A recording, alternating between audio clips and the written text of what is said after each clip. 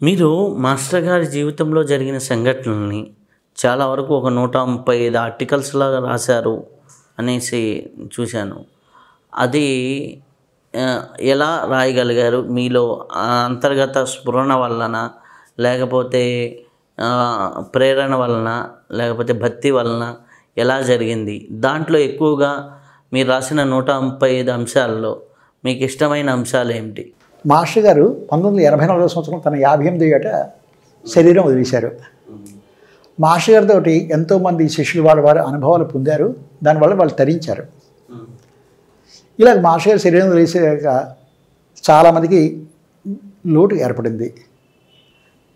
లోటు ఏర్పడినప్పటికీ కూడా మాస్టర్ గారి వారికి అందించినటువంటి అనుభవాలు, ఉపదేశాలు స్వీకరించి ఎంతోమంది తరిస్తున్నారు. ఇప్పటికీ కూడా ఆయన శరీరం వదిలేసి 40 సంవత్సరాలు దాటింది. నాకు అప్పుడు అనిపించింది అనమాట, మాస్టర్ గారి అనుభవాలు మేము అప్పటికి చిన్న వయసు, ఇంకా మాస్టర్ గారి మానసిక పరిపక్వత లేదు. మాస్టర్ గారి ఉపదేశాలు స్వీకరించే పరిపక్వత లేక వినేసి ఊరుకోవడం తప్ప ఇంకేం చేయలేదు. అయ్యో దురదృష్టం మిస్ అయిపోయాము అనుకుంటే, మాస్టర్ గారు ఏది మిగిలిన వాళ్ళ ద్వారా కూడాను, ఉపన్యాసాల్లో కూడాను నేను చెప్పాల్సిందంతా చెప్పాను, ఇంకా మీరు స్వీకరించడమే తర్వాయి అని అన్నారు కూడాను. అది జ్ఞాపకం వచ్చి మీరు ఏం స్వీకరించారని అడుగుదామని అనిపించింది. ఒకసారి మాస్టర్ గారి ఉపన్యాసంలో చెప్పారన్నమాట, ఒక మహానుభావుడిని డైరెక్ట్గా ఆయన జీవిత చరిత్ర చదివితే అర్థమయ్యే అదొక సగభాగం అయితే, అలా కాకుండా వారి శిష్యులు ఏ రకంగా దర్శించారో తెలుసుకోవడం అన్నది ఇంకో మిగిలిన సగం భాగం పూర్తవుతుంది. ఎందుకంటే ఆ శిష్యుడు వారి యొక్క డైమెన్షన్స్ బట్టి దర్శిస్తారు. ఆ గురువు కూడా వారి పాత్రత పరంగా వాళ్ళ దగ్గర ఆ రకంగా దిగి వస్తారు. అందువలన భగవంతుడి ఆ గురువు ఏంటి, భగవంతుడు ఏంటి, వారి యొక్క విశ్వరూపం ఆ సమయంలో తెలుస్తుంది అని చెప్తే బాగా ఉందనిపించింది. ఆ రకంగానే తర్వాత కాలంలో రామకృష్ణ పరమహంస గారి గురించి, ఆయన సన్యాసి శిష్యుల యొక్క అనుభవాలు, ఆయన సంసార శిష్యుల యొక్క అనుభవాలు, గాడ్ లివ్డ్ విత్ దెమ్ అనే పుస్తకాలు వాల్యూమ్ 1, వాల్యూమ్ 2 అది చదివితే రామకృష్ణ పరమహంస గురించి మరింకంత అవగాహన పడి, అలాగే ఇక్కడ కూడా ఉంటే బాగుంటుందని అని అనుకున్నాను. కానీ అనుకున్నటువంటి సంకల్పం అలాగే విత్తనంగా చాలా రోజుల పాటు విత్తనంగా మాత్రమే మిగిలిపోయింది. ఒక 20 సంవత్సరాల పాటు దాని గురించి ఏమాత్రం కూడా పట్టించుకోలేదు. 20 సంవత్సరాల పాటు పట్టించుకోకపోతే తర్వాత మాస్టర్ గారి గురించి తెలిసిన వాళ్ళు, మాస్టర్ గారితో ప్రత్యక్ష సాంగత్యం అనుభవించిన వాళ్ళు, అనుభూతి ఉన్నవాళ్ళు, వాళ్ళు కూడా పెద్దవాళ్ళే, ముసలి వాళ్ళే శరీరం వదిలేసి వెళ్ళిపోతున్నారు. ఇంకా ఈక గారి గురించి డైరెక్ట్గా చెప్పేవాళ్ళు ఎవరు లేకపోతే ఇదేమిటి అని అనిపించి ఒక ప్రేరణగా నాకు తెలియకుండానే నేను ఒకసారి మాస్టర్ గారు మా ఒరిస్సా రాయగడలో మా ఇంటికి వచ్చారు. అప్పుడు ఆయన ఏ సన్నివేశంలో ఎలా బిహేవ్ చేశారో 1-2 రాయడం జరిగింది. నాకు తెలియలేదు అలా రాస్తున్నానని. అలాగ ఒక 3-4 ఎపిసోడ్లు అయ్యాక, అంటే ఒక 20-30 రోజుల్లో అప్పుడు తెలిసింది నా ద్వారా మాస్టర్ గారు ఈ కార్యక్రమం ప్రారంభించారని. అంటే నేను చేస్తున్నది కాదు, నా ద్వారా మాస్టర్ గారు ఈ కార్యక్రమం ప్రారంభించారని తెలిసింది. ఇదేదో బాగుంది అనేది చదువుతుంటే నాకు మళ్ళీ మాస్టర్ గారి సాన్నిధ్యం లభిస్తోంది. మాస్టర్ గారు ప్రత్యక్షంగా చూసినట్టుగా అనుభూతి వీలు వస్తుంది. ఆ మధురానుభూతి ఇది బాగుంది, మిగిలిన వాళ్ళు కూడా పంచుతాము అని మా కుటుంబ సభ్యులు చదివితే వాళ్ళు కూడా సంతోషపడ్డారు. నా స్నేహితుల దగ్గర చెప్తే వాళ్ళు కూడా సంతోషపడ్డారు. మాస్టర్ గారు చూసినట్టుగానే ఉంది, అదే అవునవును మా జ్ఞాపకం వస్తున్నాయి అని మాస్టర్ గారు వాళ్ళు 1-2 ఏదో చెప్పడం జరిగింది. అందులో ఏవైతే బాగుంటాయో ఆ స్వీకరించి వాటిని ఇలాగా రాయడం ప్రారంభించి అదేంటి టెక్నాలజీ పెరిగింది కనుక వాట్సాప్ ద్వారా అందరికీ పంపించడం మొదలెట్టాను. వాళ్ళు చదివి సంతోషం బాగుందని ఎవరు కొన్నాళ్ళు పోతే అవి పోతుండేవి కూడా, పోతుంటే డిసప్పేర్ అయిపోతుండేవి వాట్సాప్లో. వాటిలో నేను మళ్ళీ రాయాల్సి వచ్చేది. మళ్ళీ రాస్తే మళ్ళీ నాకు వారి సాన్నిధ్యం మరిగా లభిస్తుండేది. ఈసారి కొత్త పాయింట్ ఒకటి యాడ్ అవుతుండేది. ఇది వారే చేస్తున్నారు అవసరం కానీ అలా సంతోషంగా అది జరిగింది.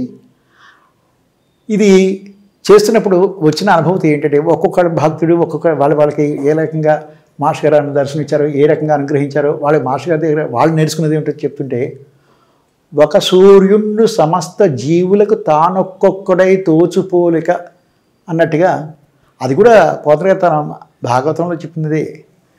అది అంతకన్నా సరైన ఉపమానం ఇంకేది లేదనిపించింది. ఆ రకంగా నచ్చిందండి.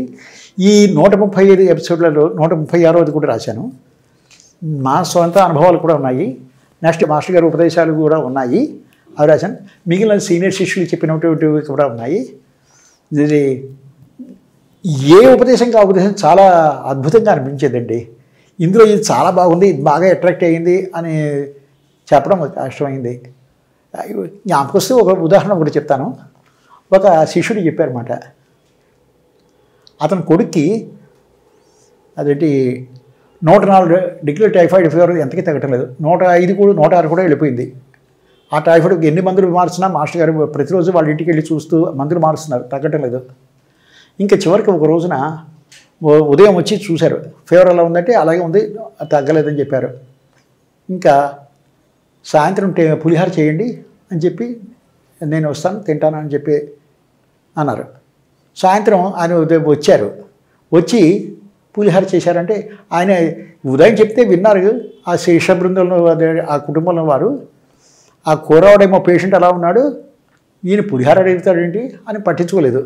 ఇది హాస్యంగా అంటున్నారేమో అని. నేను చేయమని చెప్పాను అని అడిగారు. అయితే మాస్టర్ గారు చెప్పారు కదా అని ఆ శిష్య బృందంలో వాళ్ళ కుటుంబాలు ఆ పులిహార తయారు చేశారు. ఆవిడ చేసి అదేంటి మీరు తింటారా అంటే నేను కూడా తింటాను, ముందు కొంచెం పట్టరండి అన్నారు. పట్టరండి అని ఇంతటి ఆ కుర్రవాడిని అడిగారు, నీకేం తినాలందిరా అని. పులిహార అన్నాడు. అది అంత జ్వరంలో కూడా అయితే తిను అని కాస్త పులిహార అందించారు. అంత జ్వరంలో నా కుర్రవాడి పులిహార కొద్దిగా తిన్నాడు. అసలు ఊహించలేము 106 డిగ్రీల జ్వరంతో ఉన్న కుర్రవాడికి పులిహార తినిపించడం ఉంది. కొద్దిగా ఒక 3-4 మెతులు పైన తిన్నాడు. ఆ తర్వాత మరి కాస్త 3-4 మెతులు తిన్నాడు. ఇంకా చాలా తిన్నాడు, పడుకున్నాడు కుర్రాడు. తర్వాత మాస్టర్ గారు వాళ్ళ ఇంట్లో టిఫిన్ తినేసి వెళ్ళిపోయారు. మర్నాడు ఇంకలా ఆ కుర్రాడు నార్మల్గా లేచి టెంపరేచర్ తగ్గిపోయింది. 106 డిగ్రీల జ్వరం ఉన్నది కాదు, 12 గంటల్లో మొత్తం నార్మల్గా అయిపోయి నాకు ఆకలిస్తుంది ఏమైనా పెట్టండి తల్లిదండ్రుల దగ్గరికి వెళ్ళి బతికినాడడం. అంటే నిన్నటి దగ్గర నీకు జ్వరం కదరా అంటే తగ్గిపోతుంది కదా అంటాడు ఆ చిన్నపిల్లవాడు. ఇలాంటి అనుభవాలు ఎన్నో ఉన్నాయి. అదేంటి అలాగే ఒక ఆయన పాపం మణిపూర్లో ఉద్యోగం వచ్చింది. ఆ ఆర్డర్ లేటుగా వచ్చింది. ఆయన జాయిన్ అవ్వడానికి 2 రోజుల సమయం ఉంది. ట్రైన్లో వెళ్ళి అదే అక్కడికి వెళితే ఆయన 3వ రోజు సాయంకాలం కానీ చేరుకోలేడు. కానీ 2 రోజులే వ్యవధి ఉంది. ఏం చేయాలి తింటం లేదు. ఏం చేశారు ఆయన మణిపూర్లో ఇక్కడ విశాఖపట్నం నుంచి మణిపూర్ వెళ్ళడానికి 6 రోజుల్లో 3 రోజులు పైన పట్టింది. 3 రోజుల పైన పట్టితే ఆ పైకి మణిపూర్లో అంటే చాలా మారుమూల, ఇప్పటిలాగే రవాణా సౌకర్యాలు తక్కువ. ఏం చేయలేదు. సరే మాస్టర్ గారి మీద భారం వేసి ఆయన జాయిన్ అవ్వమన్నారట ఆ ఉద్యోగంలో. ఆ ఉద్యోగంలో ఆయన జాయిన్ అని చెప్పారట. సరే మాస్టర్ గారి మీద భారం వేసి వెళ్ళాడు. కలకత్తాలో దిగాడు. కలకత్తాలో దిగేటప్పటికల్లా ఆ రోజుల్లో కమ్యూనికేషన్స్ కూడా ఏం లేవు. ఈయన కోసం ఒక చపరాసి వెయిట్ చేస్తున్నాడు. మిమ్మల్ని పెద్ద సార్ వారు పిలిచారని అడిగాడు. నేనేవాడినో విశాఖపట్నం నుంచి వస్తున్నాను, ఇతనికి ఇలా తెలుసు అనుకుంటాను. అది ఆ చపరాసిని అడిగాడు. నేను కార్ డ్రైవర్ని అండి అన్నాడు. కార్ డ్రైవర్ని అయితే నేను వస్తున్నాను నేను తెలుసు, మీరే కదా దట్టి మూర్తి గారు ఫలానా మూర్తి గారు అని. అవును నేనే. మిమ్మల్ని పెద్ద గురుగారు పెద్ద ఆఫీసర్ గారు తీసుకురమ్మంటున్నారు. కలకత్తాలో నాకు తెలిసిన పెద్ద ఆఫీసర్ గారు ఎవరున్నారు, సరే వెళదామని అదంటిది వెళ్ళాడు. ఆ పెద్ద ఆఫీసర్ గారు ఈయన మణిపూర్లో ఏ ఉద్యోగానికి అయితే పెడుతున్నారో ఆ ఆఫీసర్ గారు ఆఫీస్ పని మీద కలకత్తా వచ్చారు. ఇక్కడే జాయిన్ చేసేసుకున్నారు ఆయన. ఈ రకంగా మర్నాడే జాయిన్ అయిపోయారు ఉద్యోగంలో. 2 రోజులు అంటే ఒక 2 రోజులు లేటుగా జాయిన్ అవ్వాల్సిన వాళ్ళు ఒకరోజు ముందుగా ఉద్యోగంలో జాయిన్ అయ్యారు.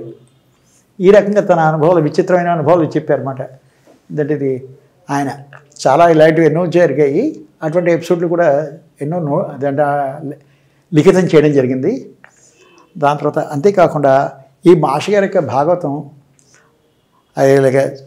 ఎవరో ఉన్నారు, మనం ప్రతిరోజు చదువుకోవాలి, పారాయణ చేసుకోవాలి. దాంట్లో మాస్టర్ గారు చెప్పిన అంతరార్థాలు బాగా తెలుస్తాయి మనకి. అందువలన ఒక క్విజ్ కార్యక్రమంలాగా చేసుకుంటే బాగుంటుంది అన్నారు. ఎందుకంటే అనేసి అన్న ఆయన పట్టించుకోలేదు. అది నాకు విత్తనాలుగా అనిపించి ఆ క్విజ్ కార్యక్రమం నేనే స్టార్ట్ చేశాను. అది కూడా ఒక వారం రోజులు పోయాక మంచి రెస్పాన్స్. ప్రతివాడు వచ్చి నేను చెప్పిన ఆన్సర్ కరెక్టేనా అని వాళ్ళు నాకు ఫోన్ చేస్తుంటే, ఆహా నా ద్వారా ఈ కార్యక్రమం జరుగుతుంది అవసరం అనుకుని ఇంకా ప్రతిరోజును ఆ కార్యక్రమం కొనసాగిస్తున్నామంటండి. మాస్టర్ గారు రాసిన భాగవత రహస్య ప్రకాశం గ్రంథావళి నుంచి నేను ప్రతిరోజును ఒక 2 ప్రశ్నలు పెడతాను, మర్నాడు వాటి జవాబులు పెడతాను. ఈ లోపల అందరూ పుస్తకాలు తీసి వచ్చి వాటికి ఆన్సర్లు పెడుతుంటారు.